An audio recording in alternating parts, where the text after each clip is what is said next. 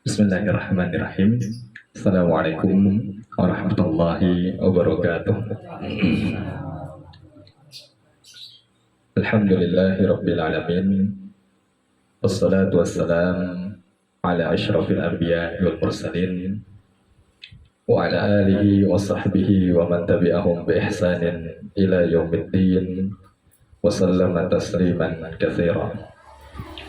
Ya ayyuhalladzina amanu taqullaha haqqa tuqatih wa la tamutunna illa wa antum muslimun.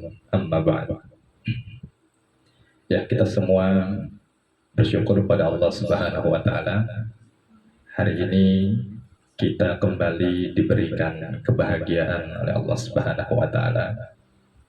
Kembali kita dihadirkan dalam keadaan sehat walafiat, dalam keadaan penuh dengan kenikmatan, berbalut dengan begitu banyak barokah dari Allah Subhanahu wa taala. Di kesempatan yang mulia dan bahagia ini kita berdoa pada Allah, mudah-mudahan segala yang kita lakukan jauh dari rumah, panas-panasan, ninggalin keluarga, aktivitas, ini mudah-mudahan bisa menjadi pahala terbaik kita di sisi Allah Subhanahu wa taala. Dan sebagaimana kita dikumpulkan hari ini, kembali kita dikumpulkan oleh Allah Ta'ala di surganya kelak, amin ya rabbal alamin. Ya, bapak-bapak, ibu-ibu, orang tua kami yang kami sayangi insyaallah Ta'ala. Ya, orang tua saya, Bu, ya. Itu semua kayak orang tua saya. Disebutkan bahwa ada seorang ulama yang bernama Imam Ahmad bin Hanbal radhiyallahu anhu rahimahullah. Disebutkan bahwa Imam Ahmad adalah seorang yang memiliki catatan luar biasa yang mungkin belum pernah digapai catatan ini oleh orang lain setelahnya. Disebutkan bahwa apa kejadian dan keberhasilan yang beliau lakukan. Disebutkan Imam Ahmad ini satu-satunya orang yang pernah mengelilingi dunia sebanyak 2 kali.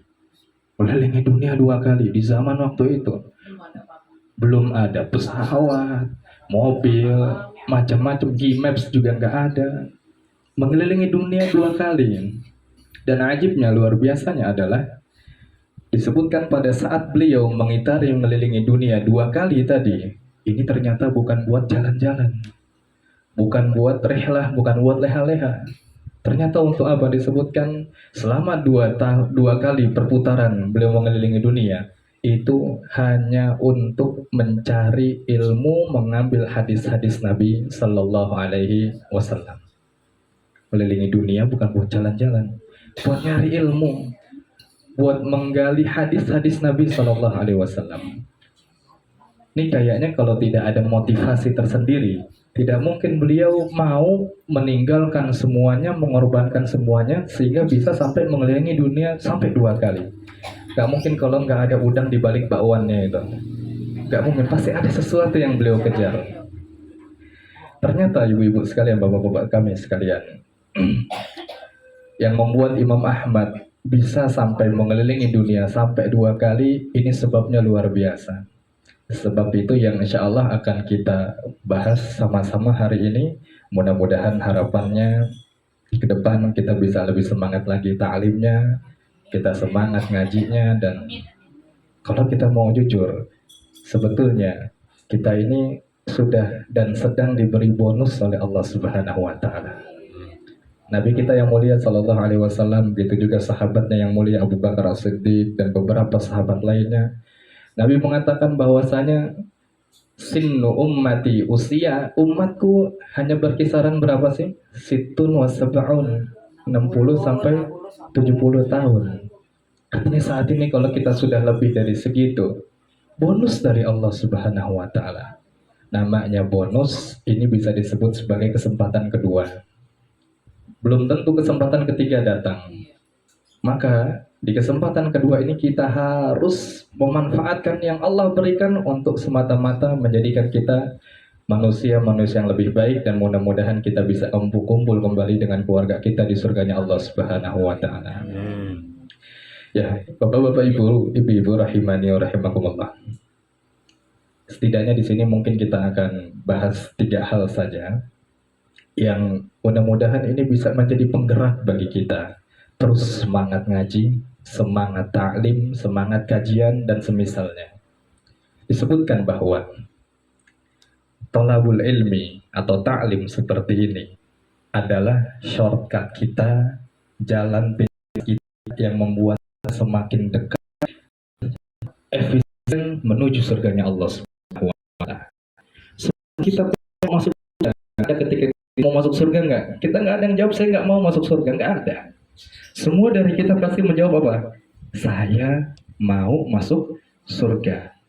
Kesalahan ada apa yang kita ikrarkan, kita enggak bandingkan yang lakukan.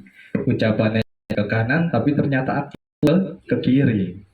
Nah, tolak kata para ulama disebutkan bahwa ini shortcut, jalan yang paling cepat, paling efisien, mudah, dapat membawa kita ke surga Subhanahu wa Ta'ala. Maka yang pertama adalah ketika kita cepat sama surganya, banyak-banyak hadir karena Ibu majelis taklim, majelis ilmu di pengajian mendai ini. Ternyata manusia yang pernah yaitu Rasulullah SAW. Kata Nabi, malah yang ditorikon jannah. Kata Nabi dari umat untuk menurut yang disediakan tim, maka berkata Allahu bihitorikon jannah. Allah mudahkan dia untuk menuju surganya. Jalannya cepat, jadi singkat, efisien dan mudah. Sekarang kita dari Depok misalnya, atau dari Depok nggak tahu saya rutenya dari Bekasi misalnya, pengen ke puncak misalnya, jalan ke puncak banyak nggak sih Bu? Banyak. Ada mau lewat tol monggo, nggak lewat juga silahkan, lewat jalan raya Bogor silahkan, banyaklah macam-macamnya. Nah kita sebagai orang yang cerdas, pada saat dari Bekasi mau menuju ke Bogor, tentu kita pilih jalan yang paling apa? Cepat, paling efisien, paling nyaman, paling murah kalau bisa. Nah, ke surga pun juga sama. Jalan menuju surga itu banyak Ibu sekalian. Ada yang usahanya mungkin berat, ada yang pertengahan, yang mudah, yang cepat, dan ada juga yang murah. Dan kata para ulama, jalan yang paling mudah, murah, efisien, cepat adalah jalan menuju surga melalui majelis ilmu. Tadi Nabi sebutkan, katarikan. Barang siapa yang mau jalan ke tempat ta'lim. Untuk apa? Yaltamisu fihi ilman. Ngaji, ngambil ilmu. Cari ilmu bersama, mengambil peringatan. Apa kata Nabi? Sahalallahu lahu bihi tariqan ilal jannah. Maka Allah insya Allah akan mudahkan jalannya menuju surga. Ini satu. Jadi sering-sering kita datang ke taklim, ini sama saja kita sedang menabung bagian tempat kita di surganya Allah Subhanahu wa Ta'ala. Itu satu. Bapak Ibu rahimani wa rahimakumullah. Yang kedua sekarang, yang melatar belakangi Imam Ahmad bin Hanbal tadi, kok bisa sampai mau mengelilingi dunia sampai 2 kali hanya untuk belajar, ngambil hadis, thalabul ilmi, ngaji. Ngitarin dunia 2 kali. Kita dari sini mungkin ke rumah nggak sampai 2 jam. Aja membangun Depok, Jakarta, Depok, Depok, nggak sampai. Imam Ahmad mengelilingi 2 kali buat belajar thalabul ilmi.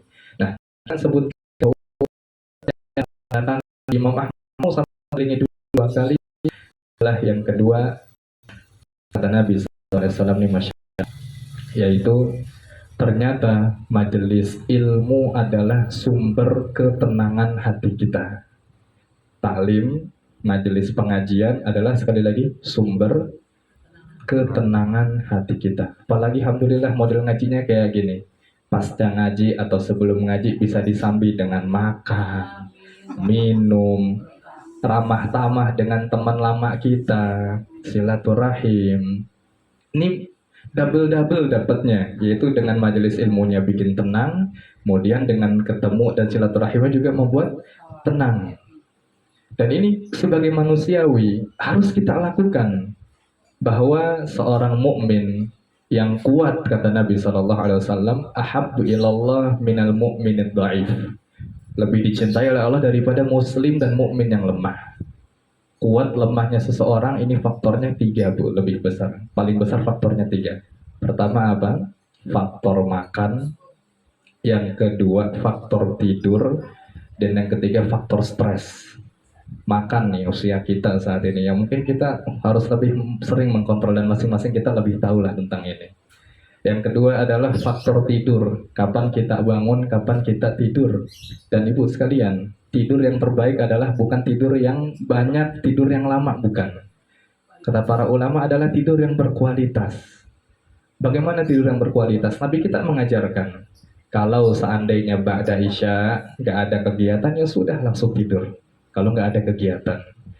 Dan kapan kita bangun? Sebisa mungkin kita bangun pada saat waktu sebelum adzan subuh. Kita bertahajud pada Allah, kita ngadu semua persoalan anak kita, persoalan suami kita, persoalan rumah tangga kita. Ternyata pada saat kita bangun sebelum subuh, sesuai dengan arahan Nabi, ternyata bukan hanya pahala yang kita dapati, kesehatan juga. Mandi sebelum subuh untuk melaksanakan sholat. Belum lagi kalau kita mau ke masjid jalan kaki subuh-subuh, ini insya Allah dapat kesehatan. Itu yang kedua, faktor tidur. Waalaikumsalam, Pak. Iya, boleh. Jazakallah khairan. Yang ketiga, balik lagi, yang dapat membuat seorang muslim dan mukmin ini kuat adalah faktor stresnya. Bagaimana dia mengolah stres. Ya, memang satu sisi uang yang dia membuat pengaruh ini. Sekuat apapun iman seorang, kadang kalau nggak ada uang ya sama ya, pusing juga ya nggak, Bu? Iya, jujur aja seperti itu. Sebaik apapun suami, kalau ujung-ujungnya ngasih uang mungkin kita gerutu juga. Namun ada hal yang lebih penting yang perlu kita perhatikan dari hal ini, Bu. Terkait bagaimana mengelola stres. Ternyata para ulama punya obat tersendiri bagaimana kita bisa menepis dan menghilangkan stres kita dan kita bisa mengelola stres kita. Yaitu dengan banyak hadir di majelis taklim, di majelis ilmu. Kok bisa datang di majelis ilmu bisa menghilangkan stres kita? Apa korelasinya? Apa kaitannya? Kata Nabi Shallallahu Alaihi Wasallam, "Majtama'a qaumun fi baitin min buyutillah." Tidaklah sekelompok orang berkumpul duduk bersama buat ngapa? Yatluna kitaballah, baca ayat Al-Qur'an tuh tadi kita sudah dahulukan. Wa yatadarasunahu bainahum, kemudian saling ngaji, saling ta'lim seperti kita saat ini. Illa kecuali Allah berikan 4 keutamaan dari hadis tadi. Yang paling pertama Nabi sebutkan nazalat alaihimus sakinah. Allah turunkan pada orang yang di majelis ilmu berupa ketenangan yang begitu banyak. Tenang hatinya. Saking tenangnya di majelis ilmu sampai ngantuk. Iya nggak, Bu? Saking tenangnya sampai ngantuk. Dan ini sunatullah, kata Allah, kata Nabi, illa nazalat alaihi musakinah. Sering datang ke majelis taklim, ini bikin kita ngantuk, enggak, bikin kita tenang hatinya. Jadi kalau kita suntuk di rumah sama istri, sama suami, sama anak, keluarga, kerjaan misalnya, sudah solusinya satu, datang ke majelis ilmu. Datang ke majelis ilmu. Tenang kita insya Allah. Mungkin kalau kita cari ketenangan keluar, jalan ke gunung atau ke tempat apapun, iya pada saat itu stres kita hilang, kita tenang. Pulang dari itu kita pusing lagi, kenapa? Uang banyak keluar soalnya. Nah majelis ilmu enggak, kata Nabi, illa nazalat alaihi musakinah.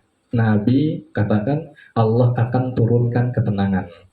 Kemudian yang kedua, wa ghasyiyathumur rahmah. Ini majelis ilmu akan dinaungi rahmat oleh Allah Ta'ala. Apa sih rahmat itu? Kasih sayang Allah Subhanahu wa Ta'ala. Notabene kalau Allah sudah sayang sama hambanya, apa yang diminta kira-kira bakal dikasih nggak, Ibu? Dikasih. Nggak semua yang dikasih itu disayang Allah. Nggak semua yang dikasih itu disayang Allah. Tapi setiap yang Allah sayangi pasti dikasih. Analoginya seperti ini. Antara kita punya anak dengan tukang parkir misalnya. Tukang parkir. Kita sayang nggak sama tukang parkir, Bu? Tukang parkir, Bu. Nggak sayang lah, siapa dia. Tapi kita ngasih. Kita ngasih belum tentu kita sayang. Bahkan kadang setelahnya ada gerutu. Tapi kalau sama anak kita sayang tidak? Sayang. Nah, ketika kita sayang sama anak kita, pasti apapun yang diinginkan selagi kita bisa, pasti kita berikan yang terbaik. Apalagi kalau masalah pendidikan. Anak kita mau sekolah di mana, mau kuliah di mana, karena kita sayang tuh sama anak, semuanya akan berusaha kita turuti. Allah pun juga demikian. Kalau Allah cinta sayang sama kita hambanya, apapun yang diminta, ini insya Allah Allah akan apa? Berikan. Yang kedua dari hadis tadi, kalau ngaji, ini akan diberikan kasih sayang oleh Allah yang begitu banyak. Ketenangan satu, yang kedua apa? Kasih sayang. Kemudian humul malaikah. Yang ketiga adalah akan diteduhkan oleh para malaikat, dinaungi oleh para malaikat. Apa maksudnya? Para ulama menyebutkan bahwa dengan kita hadir ke majelis ilmu bisa berefek pada urusan-urusan kita dimudahkan oleh Allah Subhanahu wa taala. Mudah urusan kita. Kita ingin didik anak jadi anak yang saleh. Kita punya usaha yang mungkin belum kesampaian agar lancar. Ingin umroh misalnya, kita belum sampai umroh misalnya, ada satu solusi, Bu.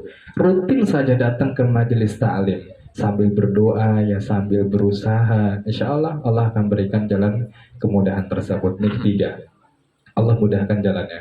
Kemudian yang keempat adalah wadzakarahumullahu fi man indah. Dalam hadis tadi, kalau kita datang ke majelis ilmu, Allah akan banggakan kita, sebut selalu nama kita di antara para penghuni langit yang ada.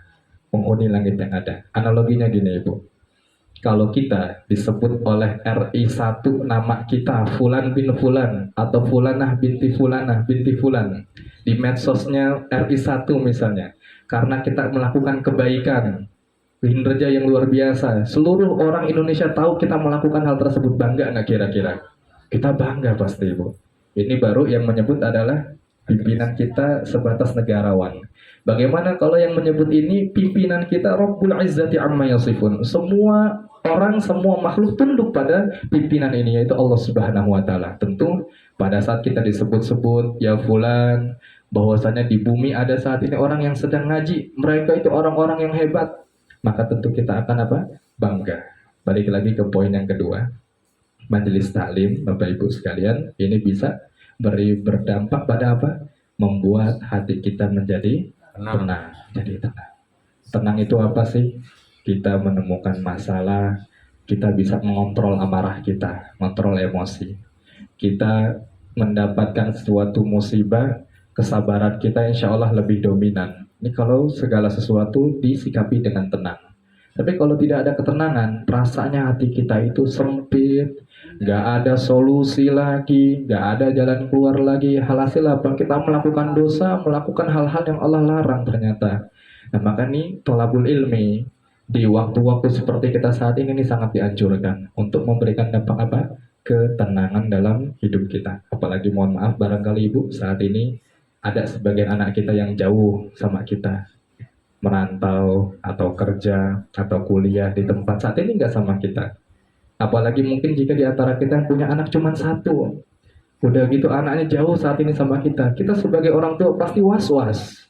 Was-was ini anak kita di luar gimana dia, makannya, pergaulannya, sholatnya, kita was-was. Hati kita nggak tenang. Maka untuk menjadi obat pelipur lara kita, Allah jaga anak kita dan Allah tenangkan hati kita, solusinya apa tadi? Datang ke majelis taklim, pengajian seperti ini. Nah, yang kedua, Bu, ya, yaitu ke majelis ilmu bisa berdampak pada membuat hati kita menjadi tenang. Dan ini selalu diulang saya rasa oleh pembawa acara, kayak doa tadi, Rabbi syrah li sadri wa yassir li amri wahlul 'uqdatam min lisani yafqahu qawli. Setiap saat pembawa acara pasti berdoa, ya Allah lapangkanlah hati kami. Allah luaskanlah hati kami. Kalau kita selalu berdoa, namun tidak dibantu dengan ikhtiar usaha, ini memang dikabulkan, namun untuk pengabulannya mungkin lama, agak sulit. Maka ketika kita berdoa, alangkah baiknya juga kita bantu dengan ikhtiar. Yang keberapa, Ibu? Yang kedua, ya, majelis ilmu dapat berdampak pada ketenangan hati. Ya. Yang ketiga sekarang, Ibu, ini yang penting sekali dan kita butuh sekali sama ini. Kalau satu tadi jalan menuju surga kita dimudahkan, jalan kita menuju surga. Yang kedua apa? Yaitu sumber ketenangan, majelis taklim. Yang ketiga ini kita sangat butuh sama ini, Bu, wallahi demi Allah kita butuh sekali sama ini. Kata para ulama, yang melatar belakangi Imam Ahmad bin Hambal tadi mau sampai mengitari dunia sampai 2 kali hanya untuk belajar ngaji taklim adalah dengan kita duduk di majelis ilmu, majelis taklim, maka kita akan mendapatkan ampunan dari Allah yang sangat banyak dan sangat baik dari 2 hal, yaitu dari segi kualitas dan dari segi kuantitasnya. Ampunan Allah sangat mahal yang mungkin saat ini kita butuhkan, namun usaha kita nggak begitu besar. Sekarang yuk kita flashback ke belakang, kita lihat, kita evaluasi diri kita ke belakang. Berapa banyak sholat yang sudah kita tinggalkan, Bu? Dulu zaman kita jahiliyah mungkin. Atau berapa hari kita nggak pakai kerudungan. Kita wanita nih, syariat kita mengharuskan kita pakai kerudung. Di zaman dulu berapa lama kita nggak pakai kerudung? Dosa nggak tuh? Nah, atau dosa-dosa yang lainnya, kita pernah durhaka sama orang tua, kita pernah melakukan sesuatu yang dosa kita banyak lah kalau kita evaluasi, kalau kita audit saat ini. Sementara kita lihat perbandingannya, istighfar kita hari ini banyak atau tidak? Paling banter istighfar kita 3 kali 5, ba'da subuh 3, ba'da zuhur 3, asar 3, maghrib isya 3. Itu pun kalau sholat, tapi mudah-mudahan kita sholat. Paling banter berarti berapa? 15. Dosa kita banyak, sehari cuman istighfar 15. Ini mau dapat gaji tapi kerjaannya selengean misalnya, nggak bakal dapat gaji, dipecat katanya, nggak dapat kita ampunan seperti ini. Nah, sementara kita butuh sama ampunan itu. Coba kita bayangkan, Ibu, nanti di hari akhir, pasca seseorang dibangkitkan dari kuburnya, ini semua kita nanti akan masuk kubur, kemudian Allah bangkitkan dari kuburan tersebut. Ada satu hari yang namanya Yaumul Hisab. Namanya apa, Ibu? Hari hisab, perhitungan amal kita.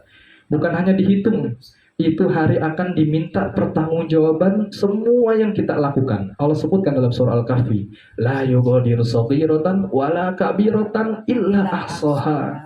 Baik perbuatan yang kecil, yang nggak kelihatan, yang kita sembunyikan, apalagi yang besar, Allah catat semuanya tuh dan akan ditanya. Yang jadi masalah bukan cuma dicatat dan ditanya, Ibu.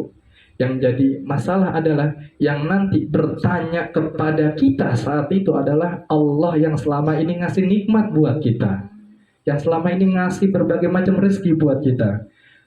Apa yang mau kita jawab pada saat kita hidup saat ini? Allah berikan kita nikmat banyak, namun kita banyak nyalahin nikmat tersebut sehingga Allah Subhanahu wa taala nanya kita. Korelasinya gini lah, analoginya seperti ini. Kita saat ini sebagai seorang anak misalnya, punya bapak, punya ibu. Bapak ibu kita sayang banget sama kita. Semua yang kita tahu diberikan semuanya. Tapi kita menyalahkan kasih sayang pemberian yang tadi. Dia mereka tanya pada kita tentang apa yang kita berikan sebagai orang tua. Gimana kita itu sulit. Yang bisa kita membantu orang yang selalu jadi sama kita mungkin ya. Tapi membantu orang yang selalu ini nikmat pada kita sulit. Nanti akan bertanya masalah. Masalah kedua adalah Allah itu adalah hakim. Hakim paling hakim. Karena melihat bagaimana orang duduk di persidangan yang hanya duduk hanya di depan hak manusia. Semua beban sudah disiapkan sedemikian baiknya, pasti gelagapan juga jawabnya. Pasti ngeblank juga jawabnya. Itu baru depan apa? Hakim dunia, Ibu. Bagaimana jika nanti kita berdiri di depan hakim yang maha hakim? Kencing berdiri mungkin kita iya, nggak bisa jawab gemeteran mungkin iya. Kenapa? Allah yang bertanya kita, hakim yang maha hakim. Ini masalah kedua, Ibu. Masalah ketiga, dan ini yang kita mudah-mudahan tidak jatuh pada kejadian ini, yaitu apa? Pada saat nanti kita ditanya oleh Allah, kenapa kamu melakukan ini ya Fulan? Kenapa kamu melakukan ini wahai Fulana? Pada saat pertanyaan tersebut, itu disaksikan oleh semua orang yang ada semenjak manusia dimulai dari zaman Nabi Adam sampai manusia terakhir yang hidup. Semuanya lihat. Mungkin sebagian keluarga kita nganggap, oh saya baik sebagai ibu, oh ibu baik, oh ayah baik. Tapi nanti akan ketahuan tuh yang belang-belangnya seperti apa tuh. Apakah kita mau, kita rela nanti semua melihat kita, menyaksikan kita yang saat ini di dunia bagi mereka kita baik, ternyata kelihatan semua aib kita buruk gitu. Dan Allah akan bertanya pada kita dalam keadaan seperti itu. Tentu kita nggak akan mau. Maka sebelum hari itu terjadi, kita alami, na'udzubillah, maka kita harus rutin-rutin mengecek isi buku catatan kita. Maka ada sebagian ulama mengatakan, ada satu buku yang paling ditakuti oleh manusia. Ada satu buku yang paling ditakuti oleh manusia, padahal buku tersebut dia sendiri yang nulis, yaitu buku amal kebaikan dan amal keburukannya. Buku catatan amal paling ditakuti, padahal yang nulis siapa? Diri dia sendiri. Maka amat sangat bodoh kita takut sama buku catatan, namun kita isi selalu dengan keburukan catatan kita. Isi dengan kebaikan Bapak Ibu sekalian, agar nanti kita tidak malu, tidak menyesal ketika hadir di yaumul hisab. Balik lagi ke manfaat atau faidah majelis ilmu yang ketiga, itu Allah akan mengampuni dosa-dosa kita. Kita yakinlah, kita sadarlah dosa kita itu banyak. Sementara usaha kita untuk mendapati ampunan itu masih sedikit, belum maksimal jujur saja. Padahal Ibu, Nabi SAW, Nabi itu maksum terhindar dari dosa atau tidak sih? Nabi maksum, terjaga, terhindar dari dosa. Tapi apa yang dilakukan Nabi pada saat Nabi terjaga, terhindar dari dosa? Kata Nabi, istaghfartu lillah fi yaumin wahid mi'atu marrah. Kata Nabi, saya beristighfar pada Allah satu hari itu 100 kali. 100 kali. Nabi nggak pernah berdosa, nggak ada dosanya, terjaga dari dosa, tapi istighfar seharinya berapa? 100 kali. Kita yang tiap detik ngelakuin dosa, istighfar kita kadang nggak sampai 15 sehari. Ini PR loh Ibu buat kita. Jangan sampai kita ingin diampuni dosa, namun taubat kita masih sedikit. Nah, ada satu solusi yang bisa kita usahakan.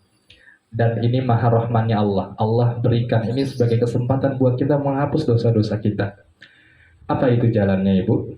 Yaitu sekali lagi dengan hadir di majelis ilmu, hadir di majelis taklim. Nabi pernah menyebutkan tentang majelis ilmu itu akan bisa menghapus dosa-dosa kita. Apa kata Nabi? Innallaha wa malaikatahu. Bukan Islam.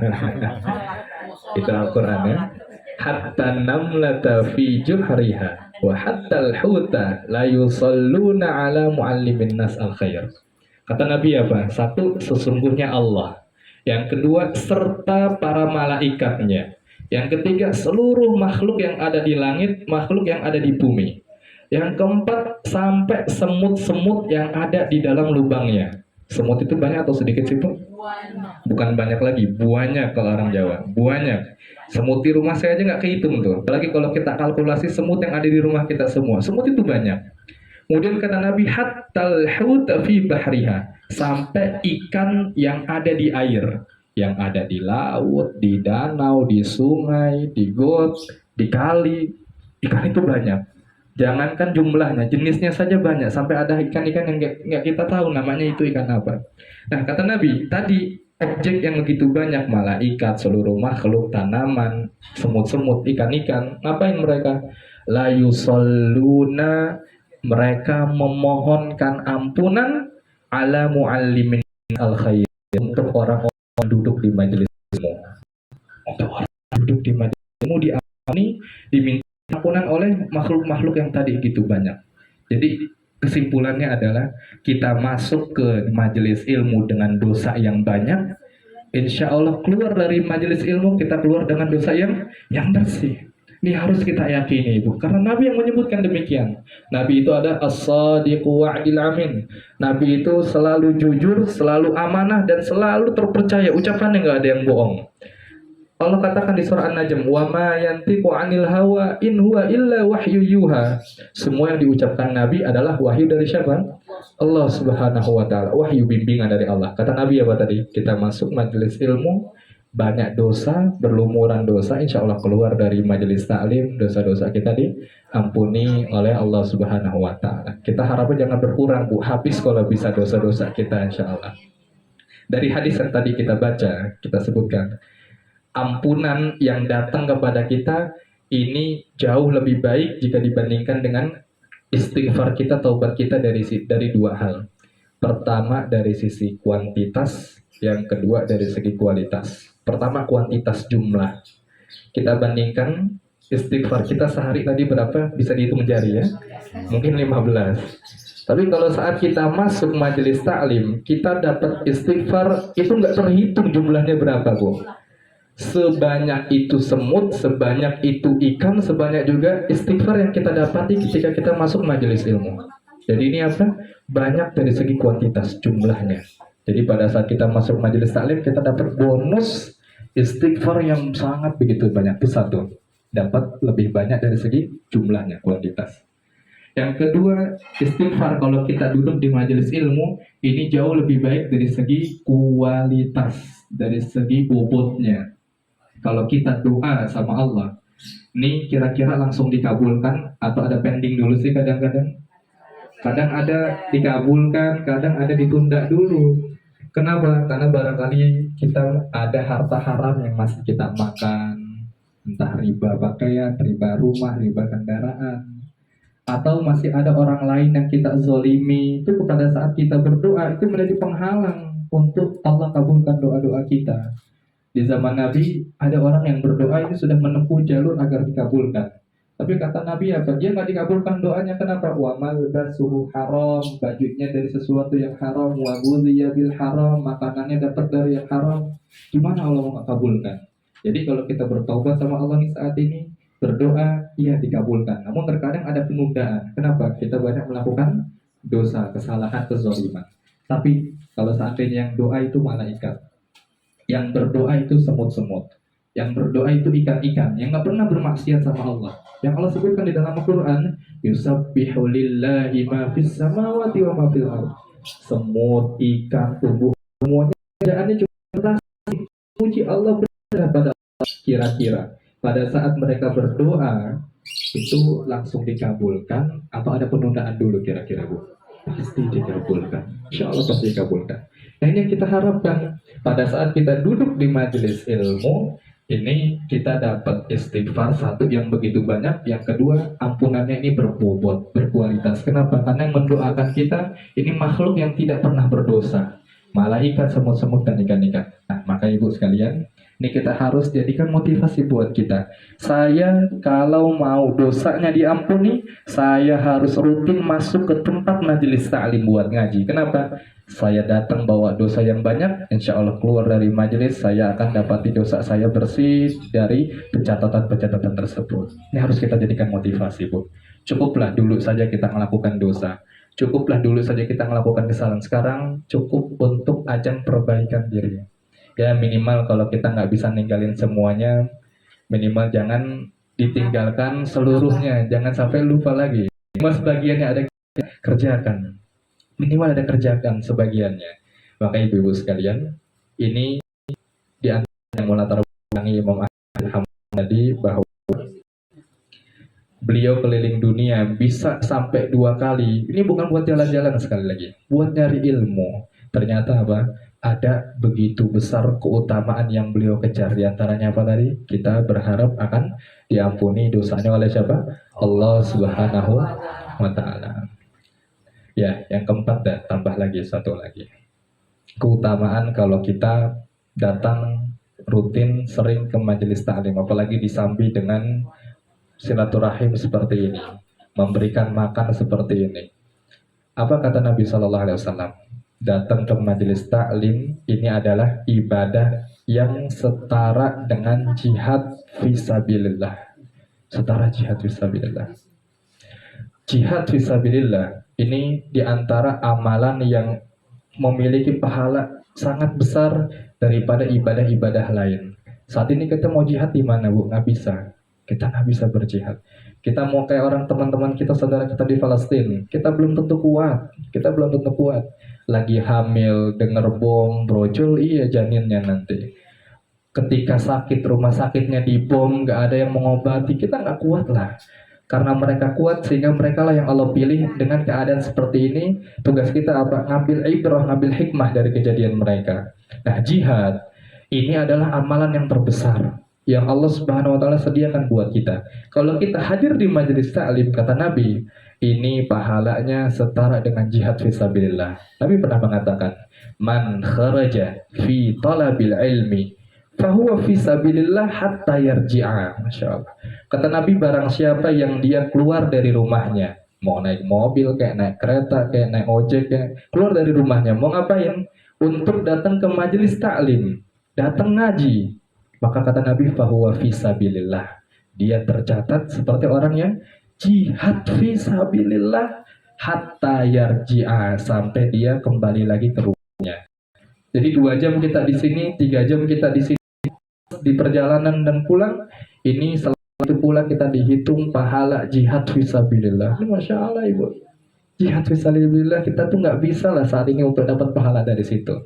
Namun dengan model yang lain, pahala yang sama insya Allah bisa kita dapati. Dari apa? Dari tolabul ilmi, dari majelis taklim yang kita hadiri. Insya Allah jadi pahala sendiri bagi kita.